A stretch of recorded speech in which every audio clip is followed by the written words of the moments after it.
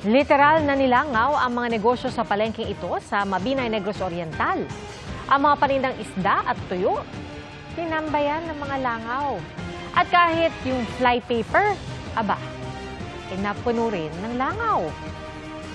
May mga bahay rin na pinerwisyo ng mga langaw at pati sinaing hindi pinatawad. 2 barangay sa Mabinay ang apektado. Matapos ang inspeksyon ng LGU, nakumpirma nilang galing sa isang poultry farm ang napakaraming langaw. Napunit daw kasi ang screen ng farm na pangharang dapat sa mga langaw.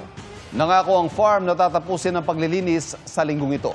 Hindi muna sila pinayagan ng LGU na muling mag-alaga ng manok hanggat hindi nare-resolba ang problema. Hindi po maikakaila ang kahalaga ng cellphone sa araw-araw. Pero para po sa iba, sagabal ito sa pag-aaral. Kaya ang tanong namin sa mga netizen, pagbabawal sa mga cellphone at gadget tuwing oras ng klase, yes or no? Ang kanilang sagot sa pagtutok ni Bernadette Reyes.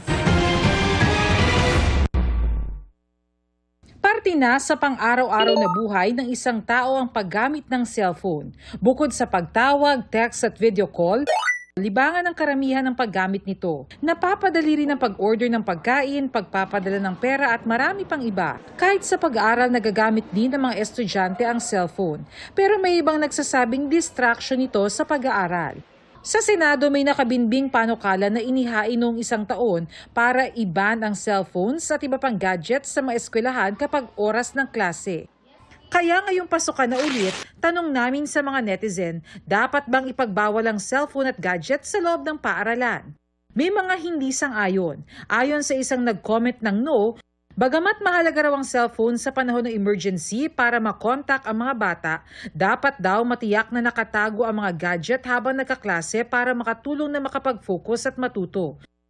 Hindi rin pabor ang isa pang netizen dahil noon pa man daw ay wala ng gadget.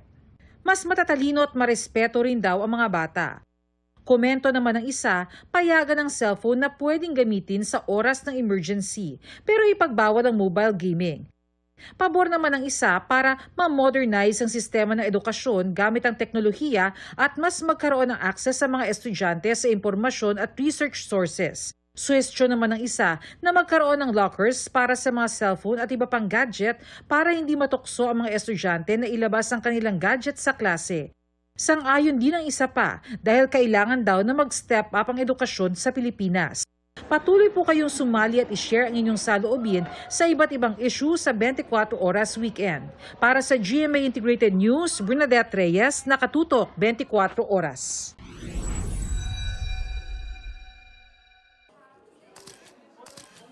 Dressed to the nines ang Kapuso attendee sa Day 2 ng Mega Ball Fashion and Dance. Flaunting her curves in a black corset gown, si star of the new gen Jillian Ward, na feeling refreshed from her Hong Kong vacation with family and friends. Back to taping na rin siya sa GMA Prime series na Mga Batang Riles. Parang guest lang po talaga ako doon, kaso parang in-accept nila ako as one of them talaga. So sana hanggang dulo na po ako dun sa Mga Batang Riles kasi nag-i-enjoy din talaga ako. Magkasama namang dumating sina prinsesa ng City Jail star Sofia Pablo and Allen Ansay. Sofia donned a black tube dress, complementing Allen's black and white suit. Excited na ang Alfia sa finale week ng pinagbibidahang Afternoon Prime series. Nag-direct sa amin si Direk Enzo Williams for 2 days. So expect na action-packed yung finale week ng Prinsesa ng City Jail. Feeling talaga namin nung kinukunan kami, parang action star talaga kami. Bumamba rin sa red carpet ang sparkle couple na sina Gil Cuerva at Lexi Gonzalez in their dance-ready fits. Wearing something that's oversized, so it makes me feel loose, gets me in the groove, and I'm ready to dance later. I am wearing boots today. And yeah, also something light, a little sexy para later pag gumiling-giling ako later. It's nice. In attendance din ang Cruz versus Cruz co-star ni Lexi na si Vina Morales wearing a white ruffle dress. Sleek and sexy naman in her long-sleeve gown si ex-PBB Celebrity Collab Edition housemate Ashley Ortega.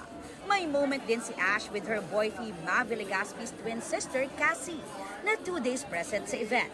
In white gowns din sina Status by Sparkle Alethea Ambrosio, Sandy Richo, Sky Chua, Caitlin Slave, and Gazini Ganados. Stylish black suit naman ang suot ni sparkle artist Kim Perez. Si Encantadia Chronicle Sangre star Glyza De Castro nagka-date ang hubby na si David Rainey, looking sweet and pretty in her beaded Joe San Antonio gown. Happy si Glyza na naisasama niya si David na natututo na raw magtagalog. Nakapunta na siya sa set ng Sangre, sa set ng Stars on the Floor. At least it's nice for him to see, what I'm doing. Very interesting sa set. For me, it's very different. But masaya. She's very hardworking. Excited na raw si Glyza sa world premiere ng Kapuso Telefantasia sa Lunes. How about you, David? Manonood ka ba? Yes. Paano naiintindihan mo ba? Wala pang subtitle. Ita-translate ko na lang po, huwag kayong mag-alala. Aubrey Carampel, updated showbiz happenings.